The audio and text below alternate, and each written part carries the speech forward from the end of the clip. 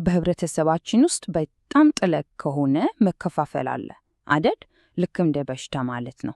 በቃ ዛሬ የምናደርገው ምንድነው? ከዚህ ጀርባ ያሉትን ፍልስፍናዊ ምክንያቶችን መመርመር ነው። እስቲ እንግዲህ ወደ ጉዳዩ ጠለቅ ብለን እንዝለቅ። ያው የዛሬውን ውይይታችንን ለመጀመር ከፊሎሶፊናው መጽሔት የተወሰደ አንድ ሐሳብ አለ። ሪክ ሉዊስ ምን ይላል? በአሁኑ ጊዜ በብዙ ምዕራባውያን ሀገራት ፖለቲካ ውስጥ በጣም ጎልቶ የሚታየው ነገር ምን ያህል ከፋፋይ እንደሆነ ነው ይላል። እውነትም ይህ ጥቅስ እኮ ልንመረምረው የፈለግነውን ዋና ችግር በቀጥታ ነው የሚያስቀምጥልን። እሺ፣ የመጀመሪያው ክፍል የተከፋፈለው ዓለማችን ነው። እዚህ ላይ እንግዲህ አሁን ላለንበት የፖለቲካ ውጥረት መንስኤ ሊሆኑ የሚችሉ ፍልስፍናዊ መሰረቶችን መቆፈር እንጀምራለን። የሆነ ነገር አስተውለናል።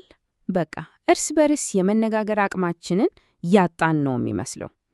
እያንዳንዱ ወገን እኔ ብቻ ነኝ ትክክል ብሎ ነው የሚያምነው እና ከውይይት ይልቅ በቀጥታ ወደ ውንጀላ ነው የሚኬደው። እና ይህ ሁኔታ የጋራ መግባባት ላይ ለመድረስ ያለንን እድል በጣም እያጠበበው ነው የመጣው። እንግዲህ የመጀመሪያው ምርመራችን ይሄ ነው፣ የቅንነት ቀውስ። እዚህ ላይ ያለው ነጥብ ምንድን ነው? ችግሩ የሚነገረው ነገር ብቻ አይደለም፣ እንዴት እና ለምን እንደተነገረም ጭምር ነው። በቃ ሰዎች በሚናገሩት ነገር ላይ እምነት እያጡ መጥተዋል ማለት ነው። እሺ፣ እስቲ በሁለት ነገሮች መካከል ያለውን ወሳኝ ልዩነትን መልከት፣ እውነትን መናገርና እውነተኝነት። እውነትን መናገር ማለት ዝም ብሎ እውነታዎችን መደርደር ነው። ቀላል እና ተራ ነገር ሊሆን ይችላል። ግን እውነተኝነት ስንል ይህ ከልብ የመነጨ ቅንነት ነው። እውነትን ለማወቅና ለመናገር ያለ ውስጣዊ ፍላጎት ማለት ነው። እና የስሜት ሆኖ ለፍቅር፣ ለሐዘን፣ ለስነ ምግባር ሁሉ መሰረት የሚሆነው በጣም ይለያያሉ። እና ይህ ቅንነት ሲጠፋ ምን ይሆናል? የፖለቲካ ንግግሩ በሙሉ ይበከላል። ተቋሚዎቻችንን እንደ እኩል ሰው ማየት እናቆማለን። በቃ ለማሳመን ወይም ለማሸነፍ የምንጠቀምባቸው ዕቃዎች ይሆኑብናል። እና ይሄ ደግሞ እንደ ስፒን ወይም ሐሳብን ማጣመም ወይም ደግሞ ኖ ፕላትፎርሚንግ የተቋሚን ድምፅ ማፈነን ትክክል ያስመስለዋል። እና መጨረሻ ላይ በጋራ ሰብአዊነታችን ተገናኝተን አንድ የምንሆንበትን እድል ሙሉ በሙሉ ነው የሚያጠፋው።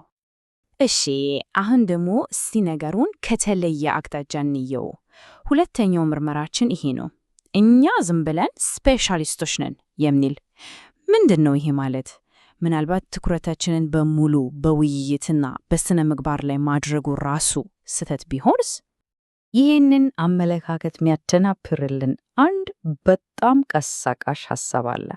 ስቲፈን ማርቲን እና ዴኒስ ሞሬል ምን ይላሉ? በሕይወታችን ውስጥ በጣም አስፈላጊው ነገር ፖለቲካ አይደለም፣ ምርትና ንግድ ናቸው ይላሉ።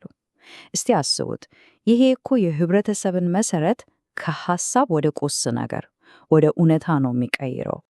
በዚህ ሐሳብ መሰረት መቻቻል የሚወለደው የክርክር አዳራሽ ውስጥ አይደለም። የት ነው? ገበያ ቦታ ላይ። ለምን? ምክንያቱም ንግድ በግል ጥቅም ላይ የተመሰረተ ስለሆነ ሰዎች እምነታቸው ምንም ይሁን ምን፣ ዘራቸው ምንም ይሁን ምን እርስ በርስ እንዲገናኙና እንዲቻቻሉ ያስገድዳቸዋል። ገንዘብ እስካለ ድረስ ሁሉም እኩል ነው። እሺ፣ ታዲያ ንግድ ላይ የተመሰረተ ህብረተሰብ እንዴት ነው ወደ ነጻነት የሚያመራው? እስቲ በደረጃ እንየው። አንደኛ፣ መቻቻል። ነጋዴዎች ገንዘብ ያለውን ማንኛውም ሰው ነው የሚቀበሉት። አስተዳደግ ወይም እምነት አይመለከታቸውም። ሁለተኛ፣ እኩልነት። በንግድ ዓለም ውስጥ ሚናዎች ሊቀያየሩ ይችላሉ። ይሄ የማህበራዊ እኩልነት ስሜትን ይፈጥራል። እና ሶስተኛ፣ ምርጫ። ቁሳዊ ምርት በሚሊዮን የሚቆጠሩ ምርጫዎችን ይፈጥርልናል። ይሄ ደግሞ የነጻነት ትክክለኛ ትርጉም ነው ይላሉ። እሺ፣ ንግድ በተግባር እኩልነትን ከፈጠረ ምናልባት ችግሩ ያለው ስለ ፍትሐዊነት ባለን ሐሳብ ውስጥ ቢሆንስ? ይሄ እንግዲህ ወደ ሶስተኛው ምርመራችን ይወስደናል፣ የኮስሚክ ሎተሪ። ይህን ምስል እስቲ መልከት። በሚመቹ ሁኔታዎችና በስኬት ደረጃዎች መካከል ያለውን በጣም ጠንካራ ግንኙነት ነው የሚያሳየው። በቃ የተሻለ የመነሻ ዕድል ያገኙ ሰዎች የስኬት መሰላሉን በቀላሉ ወደ ላይ እንደሚወጡ በግልጽ ያሳያል።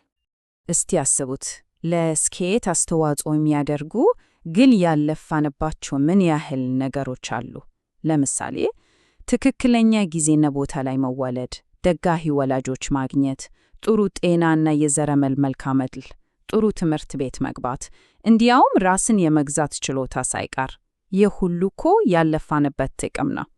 እና ይህ ስኬት በጠንካራ ስራ ብቻ ይመጣል የሚለውን ሐሳብ በጣም ነው የሚሞክተው። እና ይሄ የተገባ ስኬት ወደሚባል ጽንሰ ሐሳብ ያመጣናል። ይሄ ምንድን ነው? አንድ ሰው ያገኘው ስኬት በቃ 100% በግል ጥረቱ ብቻ እንደሆነ ማመን ነው። የዕድልንና ያልተለፋንባቸውን የመነሻ ነጥቦች ሚና ሙሉ በሙሉ ችላ ማለት ነው። እና ይሄ አስተሳሰብ ምን ይፈጠራል? በስኬታማና ባልተሳካላቸው ሰዎች መካከል ጥልቅ የሆነ የሞራል ልዩነት ይፈጠራል። ያም ለህብረተሰባዊ መከፋፈል አንዱ ጥልቅ ምክንያት ሊሆን ይችላል።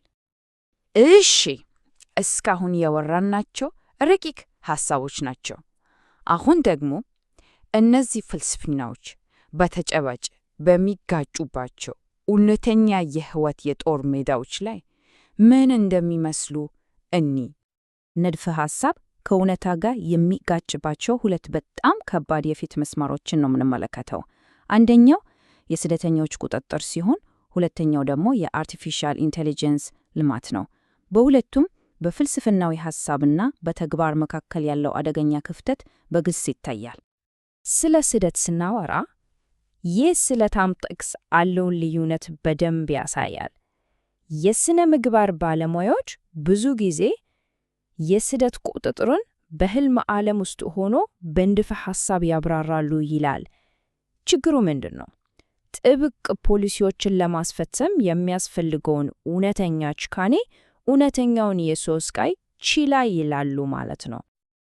እሺ፣ አሁን ደግሞ ወደ ሁለተኛው የፊት መስመር እንምጣ። አርቲፊሻል ኢንተሊጀንስ ወይም ኤአይ። እዚህ ላይ ያለው ችግር ደግሞ ፈጣን የቴክኖሎጂ እድገት ከበቂ የሞራል ግምገማ ሙሉ በሙሉ ተነጥሎ እየሄደ መሆኑ ነው። እና ይሄ ጥቅስ ችግሩን በጣም በኃይል ነው የሚያጠቃልለው። የቴክኖሎጂ ባለሙያው የሥነ ምግባር ባለሙያ አይደለም። የሥነ ምግባር ባለሙያው የቴክኖሎጂ ባለሙያ አይደለም። በቃ የሚሰሩት ሰዎች ስለ ሞራል አያስቡም። ስለ ሞራል የሚያስቡት ደግሞ እንዴት እንደሚሰራ አያውቁም። እና በዚህ ምክንያት በጣም ከፍተኛ ኃይል ያላቸው ቴክኖሎጂዎች ምንም አይነት የሞራል ቁጥጥር ሳይደረግባቸው እየተፈጠሩ ነው።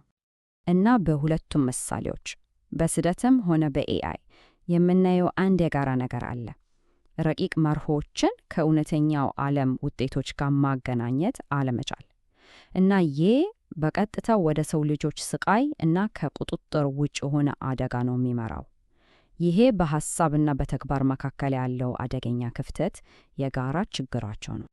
እንግዲህ ይህንን ሁሉ ውይይት የምንደመደመው በመልስ አይደለም፣ ይልቁንስ ዋናውን ጥያቄ በመጠየቁ ነው።